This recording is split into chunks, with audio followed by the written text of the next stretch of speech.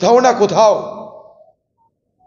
সন্দেহ আমরা যেটা প্রকাশ করেছিলাম, পীড়িতার মা বাবা যে সন্দেশ প্রকাশ করেছিল, জানি না সিবিআই কি করবে, তাদের সেই কথাটাই সত্য হচ্ছে। আমরা জানি যে কখনো বলা হয় दाल में कुछ काला है, এখন लगता है कि पूरा दाल ही काला है।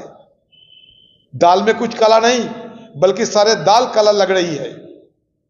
तो এই জায়গায় দাঁড়িয়ে কেউ কেউ ক্রোধের বশে বলছে এই সিবিআই এর উপরে ভরসা নাই, সিবিআই তোর উপরে ভরসা নাই, কখনো মনে হয় তোকে চিবিয়ে খায়। বাংলার মানুষের আজ এরকমই ক্রোধ এখানকার সিবিআইয়ের বিরুদ্ধে।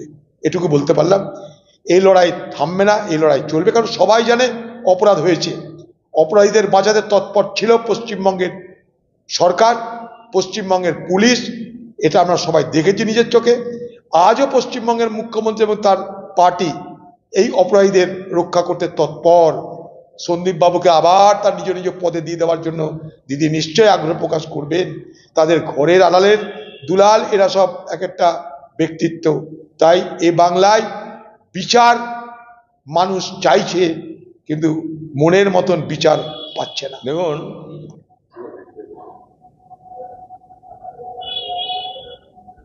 পশ্চিমবঙ্গের মুখ্যমন্ত্রী, পশ্চিমবঙ্গের সেদিনের পুলিশ কমিশনার, তারা কিন্তু বলেছিল যে আরো আসামি আছে, 7 দিনের মধ্যে তাদেরকে আমরা গ্রেপ্তার করে ফেলব। তার মানে রাজ্য সরকার বা রাজ্যের পুলিশ জানতো আরো আসামি আছে। পাশাপাশি হাইকোর্ট দায়িত্ব দিয়েছিল সিবিআইকে আরো পুঙ্খানুপুঙ্খ তদন্ত করতে। অদ্ভুতভাবে হাইকোর্ট তদন্তের দায়িত্ব দেওয়ার পর কিভাবে সুপ্রিম কোর্টের প্রধান বিচারপতি গোটা বিষয়টাকে টেক আপ করলেন, এবং যে সিবিআই এবং এই অপরাধের যে বিরোধিতার তীব্রতা, যা আইনি মোকাবেলা করবার যে সমস্ত ব্যবস্থা, সেটা কলকাতা হাইকোর্ট থেকে চলে গেল, তার ফোকাস উঠে সুপ্রিম কোর্টে। এবং তারপর থেকেই আমরা দেখতে পেলাম যেন সমস্ত কিছু একটু অগোছালো হতে আরম্ভ করলো এবং মানুষের মধ্যে সন্দেহ প্রকাশ পেতে আরম্ভ করলো। সেই সন্দেহ প্রকাশ পেতে পেতে সেই সন্দেহ সত্যতে রূপান্তরিত হতে চলল। সিবিআই বলেছিল যে এরা তথ্য প্রমাণ লোপাট করেছে, এরা অভিযুক্তদের সহযোগিতা করেছে, এরা অনেক কিছু জানে, তার জন্যই গ্রেপ্তার করা হয়েছিল। আমরা সবাই জানি যে স্ট্যাচুটরি যে পিরিয়ড, অর্থাৎ একটা আসামিকে ধরার পর যে 90 দিনের যে সময়টা, তার মধ্যে যদি চার্জশিট জমা না দেওয়া হয় তাহলে সে জামিন পেতে পারে, জানি আমরা। কিন্তু সিবিআই যদি মনে করত চার্জশিটে তাদেরকে অভিযোগ, যেহেতু তারা করেছিল সিবিআই অফিসাররা, যেহেতু সিবিআইয়ের পক্ষ থেকে অভিযোগ করা হয়েছিল, তাই আজকে যে যখন সাপ্লিমেন্টারি চার্জশিটের কথা বলছে, তখন এটা করা যেতে পারত যে চার্জশিটে তাদের নাম রেখে তারপরে সাপ্লিমেন্টারি চার্জশিট তারা পরে প্রডিউস করতে পারতো বা জমা দিতে পারত। গোটা ঘটনা দেখে এটা নিশ্চয়ই বুঝতে আমাদের অসুবিধা হচ্ছে না কি কোনো না কোনোভাবেই কেন্দ্রের এজেন্সির সঙ্গে রাজ্যের এজেন্সির একটা সমঝোতা হয়েছে। রাজ্য পুলিশ চেয়েছিল তাদের নিজস্ব পুলিশ কনস্টেবল বা পুলিশের ওসিকে বাঁচাতে, তার জন্য তারা যতদূর যেতে চেয়েছিল।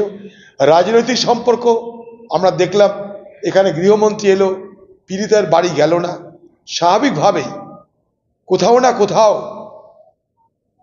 সন্দেহ আমরা যেটা প্রকাশ করেছিলাম, পীড়িতার মা বাবা যে সন্দেশ প্রকাশ করেছিল, জানি না সিবিআই কি করবে, তাদের সেই কথাটাই সত্য হচ্ছে। আমরা জানি যে কখনো বলা হয় दाल में कुछ काला है, এখন लगता है कि पूरा दाल ही काला है। दाल में कुछ काला नहीं बल्कि सारे दाल काला लग रही है। তো এই জায়গায় দাঁড়িয়ে কেউ কেউ ক্রোধের বশে বলছে এই সিবিআই এর উপরে ভরসা নাই, সিবিআই তোর উপরে ভরসা নাই, কখনো মনে হয় তোকে চিবিয়ে খায়। বাংলার মানুষের আজ এরকমই ক্রোধ এখানকার সিবিআইয়ের বিরুদ্ধে, এটুকু বলতে পারলাম। এই লড়াই থামবে না, এই লড়াই চলবে, কারণ সবাই জানে অপরাধ হয়েছে। অপরাধীদের বাঁচাতে তৎপর ছিল পশ্চিমবঙ্গের সরকার, পশ্চিমবঙ্গের পুলিশ, এটা আমরা সবাই দেখেছি নিজের চোখে। আজও পশ্চিমবঙ্গের মুখ্যমন্ত্রী এবং তার পার্টি এই অপরাধীদের রক্ষা করতে তৎপর। সন্দীপ বাবুকে আবার তার নিজ নিজ পদে দিয়ে দেওয়ার জন্য দিদি নিশ্চয়ই আগ্রহ প্রকাশ করবেন। তাদের ঘরের আড়ালের দুলাল এরা সব এক একটা ব্যক্তিত্ব।